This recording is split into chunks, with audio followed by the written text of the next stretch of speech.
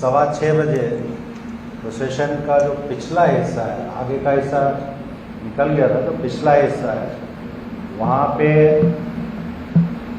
उस प्रोसेशन में जो लोग शामिल थे और वहाँ जो लोग खड़े हुए थे लोकेलिटी में, उनके बीच में आपस में तकरार हुई और उसके बाद फिर स्टोन पेल्टिंग और दूसरे इंसिडेंट्स हुए। पुलिस का बंदोबस्त प्रोसेशन के साथ था और उस समय जो हमारे अधिकारी थे, सब इंस्पेक्टर और उनके साथ जो टीम थी, उन्होंने दोनों साइड को अलग करके बीच में पुलिस थी और इन लोगों को कंट्रोल करने की कोशिश की। और उसी सिलसिले में इंजरीज भी हुई। पूरे इंसिडेंट में 9 लोगों को इंजरीज हुई हैं, जिसमें 8 पुलिसकर्मी हैं, पुलिस अधिकारी हैं, 1 सिविलियन है। ये दर्शाता है कि पुलिस ने उस समय बीच में रह के दोनों जो पक्ष थे उनको अलग अलग किया और दूर किया, जिसकी वजह से पब्लिक को इंजरी होने में पब्लिक को इंजरी नहीं हुई। इस सिलसिले में अभी तक हम लोगों ने ऑफेंस रजिस्टर करके 23 एक्यूज्ड को अरेस्ट किया है। इन 23 में से 8 एक्यूज्ड ऐसे हैं जिनके प्रीवियस इन्वॉल्वमेंट है। सीसीटीवी फुटेज और दूसरा जो डिजिटल एविडेंस अवेलेबल है उसके एनालिसिस चल रही है। उसके आधार पे अभी कुछ और लोगों को आइडेंटिफाई किया गया है जिनकी धरपकड़ की जाएगी और कस्टोडियल इंटरोगेशन किया जाएगा। 3 फायर आर्म्स सीज किए हैं और 5 सोर्ड्स सीज की गई हैं। ये केस क्राइम ब्रांच को इन्वेस्टिगेशन के लिए सौंप दिया गया है। उसी सिलसिले में आज 4 फॉरेंसिक टीम्स FSL से सीन ऑफ क्राइम का विजिट किया है और सैंपल्स वगैरह कलेक्ट किए गए हैं।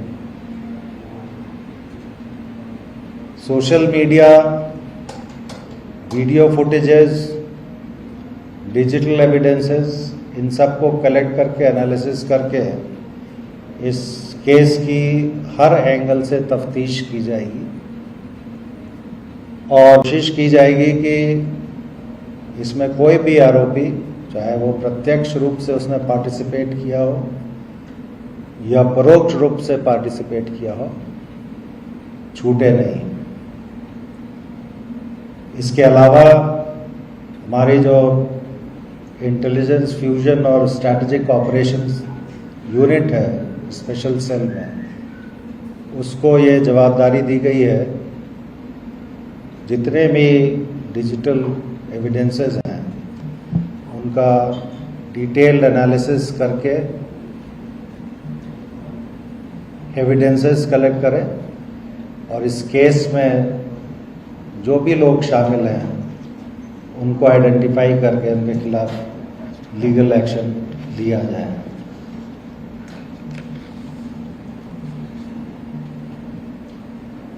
इसमें मैं इस फोरम से आपको बताना चाहूँगा कि इन्वेस्टिगेशन काफ़ी डिटेल्ड होगा, थरो होगा और चूँकि क्राइम ब्रांच को इन्वेस्टिगेशन की जवाबदारी दी गई है, उन्होंने करीब 14 टीम्स बनाई हैं जो हर एंगल से इस केस का इन्वेस्टिगेशन करेंगे। टीम्स कल से ही कार्यरत हैं और जैसे जैसे रिजल्ट्स आएंगे हम प्रेस को ब्रीफ करेंगे। मैं एक चीज़ और कहना चाहूँगा, सोशल मीडिया के माध्यम से कुछ लोग प्रयास कर रहे हैं कि वातावरण सुधरे नहीं। सोशल मीडिया एनालिसिस हमारे यहाँ हो रहा है और अगर ज़रूरत पड़ेगी तो जो लोग गलत इन्फॉर्मेशन, मिस इन्फॉर्मेशन या रॉन्ग इन्फॉर्मेशन फीड कर रहे हैं, जिसकी वजह से वातावरण सुधरता नहीं है या बिगड़ता है तो उनके खिलाफ भी उचित कानूनी कार्रवाई की जाएगी। मेरी जनता से अपील है कि अफवाहों के ऊपर ध्यान नहीं दें। अगर कोई फैक्ट्स या वेरीफाई करना है, कंट्रोल रूम को आप संपर्क कर सकते हैं या हमारे सीनियर अधिकारी को संपर्क कर सकते हैं, जिनको ये सूचना है कि आपको सही जानकारी उपलब्ध कराएं।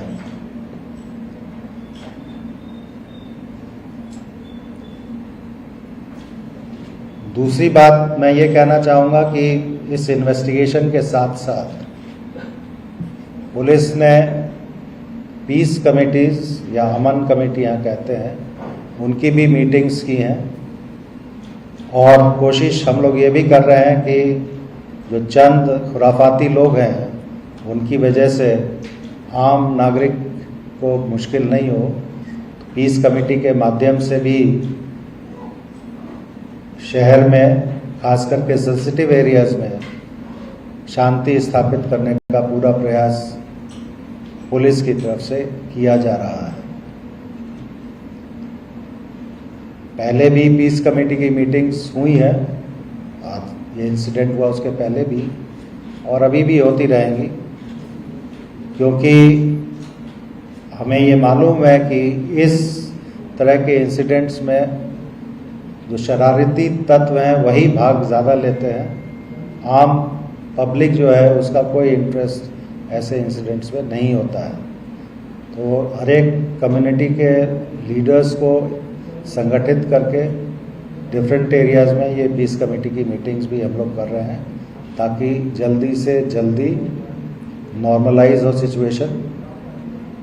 CAPF के एडिशनल फोर्सेस मांग के हमने डिप्लॉय किए हैं।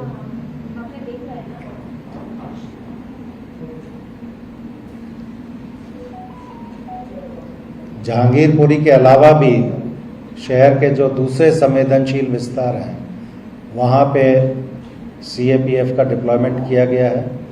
दिल्ली पुलिस का भी एडिशनल डिप्लॉयमेंट किया गया है और जो अधिकारी हैं, सीनियर अधिकारी, उनको ये निर्देश है कि जब तक स्थिति सामान्य नहीं हो जाती है वो फील्ड में रहें और कोई भी इंसिडेंट होता है तो उसको इमीडिएटली और अप्रोप्रिएटली उसको हैंडल करें।